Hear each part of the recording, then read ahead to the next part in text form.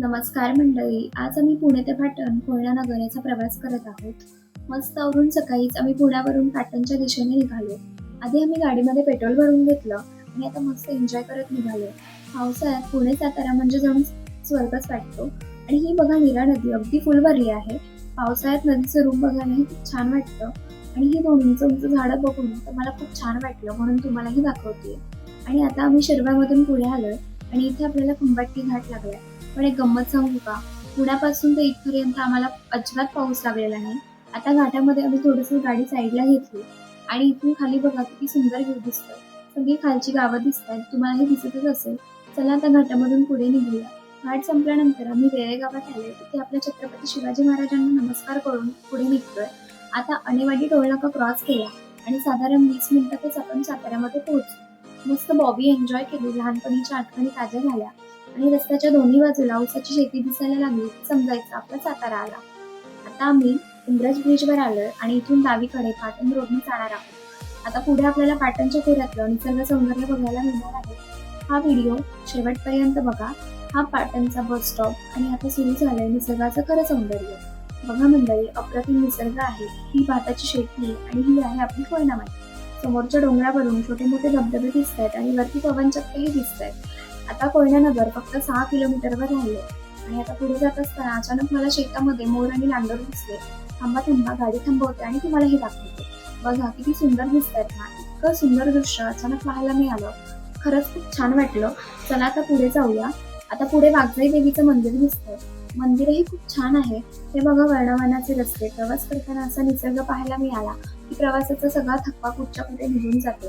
आणि फायनली आम्ही कोयना हेळवा गावात पोहोचलोय. हा परिसर सह्याद्री व्याघ्र प्रकल्पाच्या परिसरात येतो.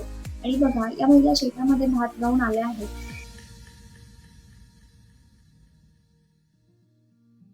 आता मी नेहरू गार्डनच्या दिशेने जातोय.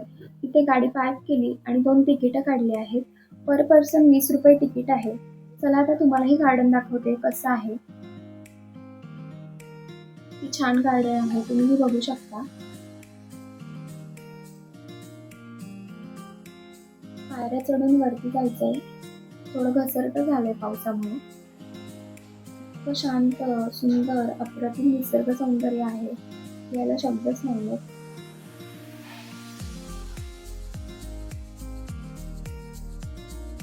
समोर दिसते ना आपली महाराष्ट्राची भाग्यलक्ष्मी, आपली कोयना माई. याला शिवाजी सागर जलाशय असंही म्हणतात. ही मस्त पावसात एन्जॉय करत होती. आणि हा, इथे लहान मुलांसाठी गार्डन आहे. छोटंसं आहे पण छान आहे.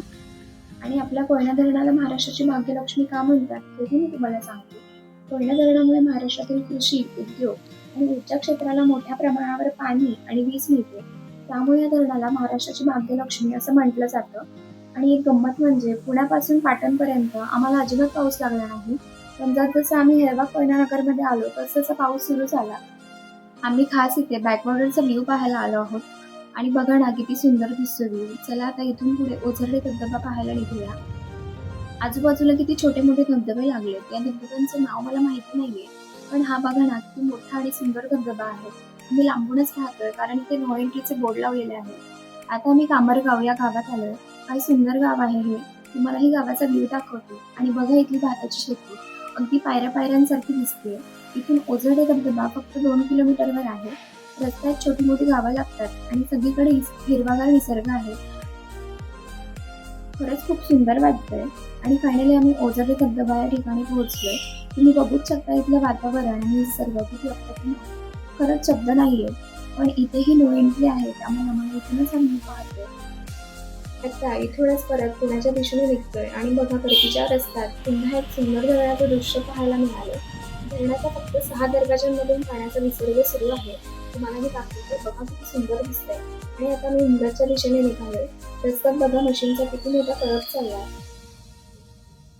इंग्रज क्रॉस केला आणि आता साताऱ्याच्या दिशेने निघालोय. आणि रस्त्यावर कंदी पेढ्यांचे फ्लेक दिसायला लागले की समजायचं आला आपला सातारा. आता खंबाटकीचा नवीन बोगदा क्रॉस केला आणि आम्ही सारोळ्यामध्ये आलोय. तिथे नानांची गाडी नावाचं हॉटेल दिसलं म्हणून गाडी वळवली. हॉटेलचा ॲम्बियन्स बघा ना किती सुंदर आहे. चला तुम्हालाही पूर्ण दाखवते. खूप सुंदर ॲम्बियन्स आहे.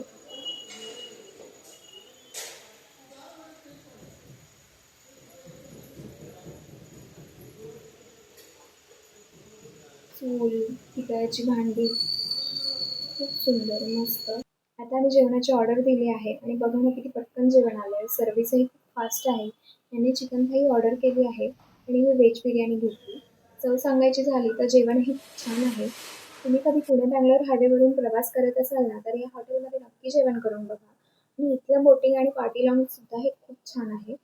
पण आता खूप उशीर झाला आहे, त्यामुळे पटकन आवरून आम्ही पुण्याच्या दिशेने निघतोय आणि फायनली साधारण 1 तासात आम्ही पुण्याला घरी पोहोचलो. तर कसा वाटला माझा आजचा पुणे ते पाटण कोयनानगर प्रवास? तुम्हाला आजचा ब्लॉग आवडला असेल तर व्हिडिओला लाईक करा, शेअर करा आणि माझ्या चॅनलला सबस्क्राईब करायला विसरू नका. भेटूया पुढच्या व्हिडिओमध्ये. तोपर्यंत काळजी घ्या. Bye bye.